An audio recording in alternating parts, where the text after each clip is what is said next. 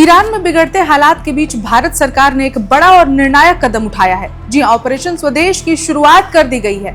आज इस मिशन के तहत पहला विमान तेहरान से उड़ान भरकर दिल्ली पहुंचेगा, जिसमें भारत लौट रहे संकट में फंसे भारतीय नागरिक वापस आएंगे। जब गोलियों की आवाजें सड़कों पर गूंज रही हों, जब हालात हर पल बदल रहे हों और जब अपनों की सुरक्षा पर सवाल खड़े हो जाए, तब भारत अपने नागरिकों को अकेला नहीं छोड़ता है और यही मैसेज भारत दुनिया को दे रहा है। ईरान इस समय गंभीर राजनीतिक और सामाजिक अस्थिरता से गुजर रहा है। देश के कई हिस्सों में हिंसक प्रदर्शन जारी हैं। सड़कों पर विरोध प्रदर्शन, झड़पें, इंटरनेट बंदी और सुरक्षा बलों की तैनाती।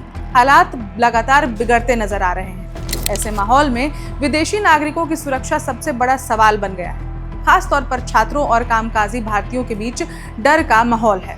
हालात इतने संवेदनशील हो चुके हैं कि कई इलाकों में आम जनजीवन पूरी तरह से ठप पड़ गया है। भारत द्वारा अपने नागरिकों की वापसी की पहल आने वाले जंग की गंभीरता को भी दर्शाता है। ईरान में हालात अब सिर्फ अशांति तक सीमित नहीं रह गए हैं, बल्कि युद्ध जैसे हालात बनते नजर आ रहे हैं। अंतर्राष्ट्रीय मीडिया रिपोर्ट्स के मुताबिक अमेरिका और उसके सहयोगी देशों की गतिविधियों पर ईरान की कड़ी नजर है। आशंका जताई जा रही है कि अगर हालात और बिगड़े तो अमेरिका की ओर से सैन्य कार्रवाई या फिर हमला भी किया जा सकता है। ईरान के सर्वोच्च नेता अयतुल्ला अली खामेनेई ने भी हालिया बयानों में विदेश दखल पर सख्त चेतावनी दी है। इससे तनाव और गहरा हो गया है। ऐसे माहौल में ईरान में रह रहे विदेशी नागरिकों, खासकर भारतीयों की सुरक्षा को लेकर चिंता और ज्यादा बढ़ गई है। यही वजह है कि भारत सरकार ने समय रहते ऑपरेशन स्वदेश शुरू कर दिया है।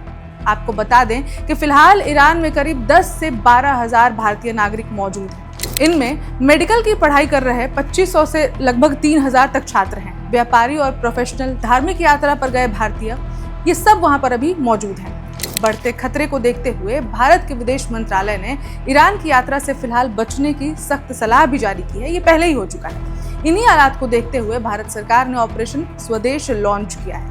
इस मिशन के तहत भारतीय नागरिकों का रजिस्ट्रेशन पूरा किया गया, छात्रों के पासपोर्ट जमा कराए गए, तेहरान से विशेष उड़ानों की व्यवस्था की गई।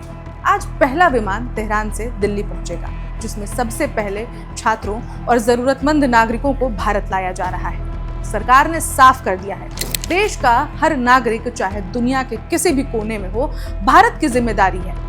दूतावास लगातार भारतीयों के संपर्क में है और जरूरत के मुताबिक आगे और उड़ानें भी चलाई जाएंगी। ईरान की जमीन पर अनिश्चितता का साया है, लेकिन भारत लौट रहे नागरिकों की आंखों में राहत है। ऑपरेशन स्वदेश सिर्फ एक मिशन नहीं, बल्कि भरोसे का नाम है कि संकट में भारत अपने लोगों के साथ खड़ा है। इस खबर में इतना ही। अपडेट्स पर हमारी नजर लगातार बनी हुई है। कुछ भी अपडेट आएगा आपको सबसे पहले वन इंडिया पर देखने को मिलेगा। मैं ऋचा और आप देख रहे हैं one India Hindi. Subscribe to One India and never miss an update. Download the One India app now.